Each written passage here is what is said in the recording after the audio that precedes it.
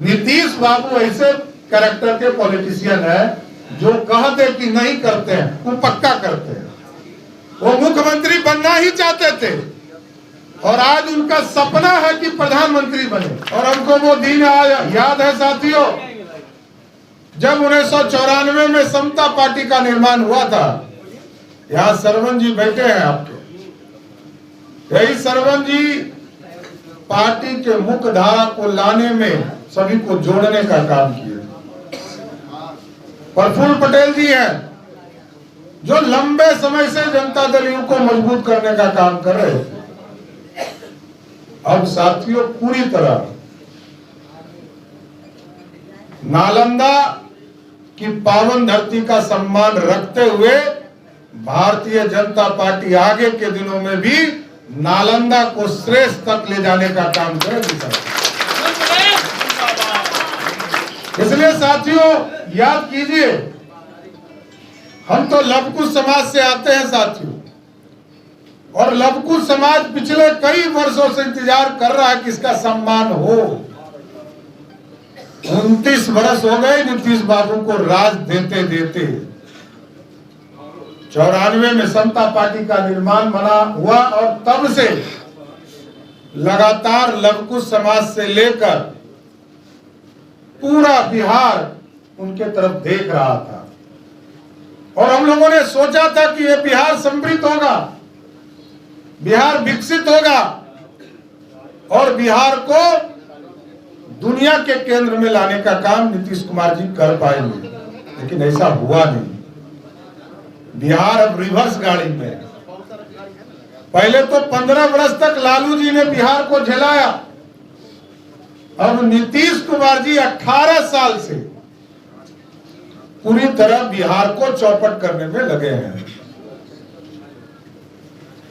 इसलिए साथियों बिहार को समृद्ध करना है और विकसित करना है।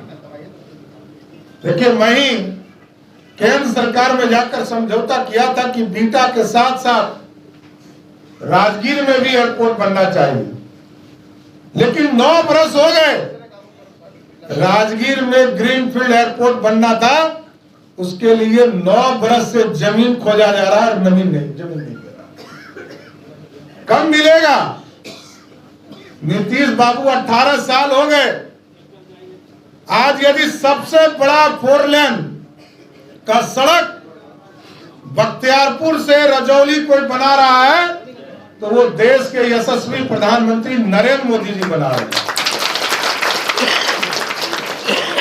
इसलिए साथियों बिहार अब भटक चुका है क्योंकि नीतीश कुमार जैसा नेतृत्व है।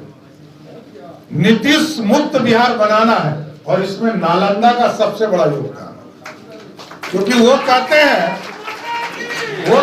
कि नालंदा जो हम कहेंगे वही करेगा,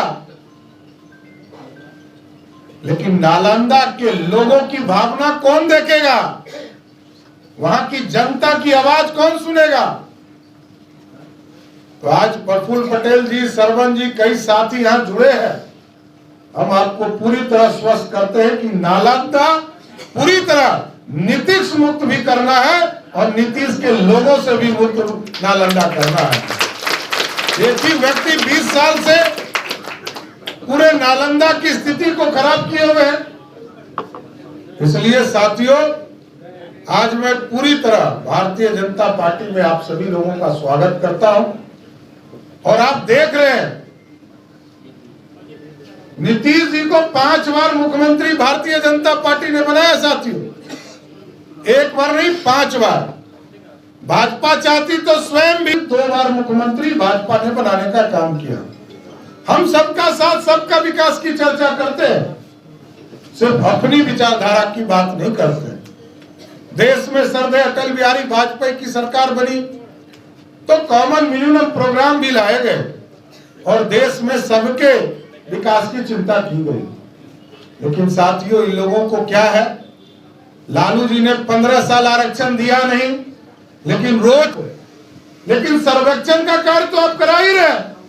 तो इस रिपोर्ट को जारी कब करोगे, ये जानना चाहता हूं नीतीश बाबू से। नीतीश बाबू कब जारी कीजिए। इसलिए आज आप सभी लोग भारतीय जनता पार्टी में आज सम्मिलित हुए, मैं सभी लोगों का अभिवादन करते हुए सबका स्वागत करता हूं कि ये भाजपा अब यदि 24 में 40 की 40 सीट जीतेगी तो आपके आशीर्वाद से जीतेगी।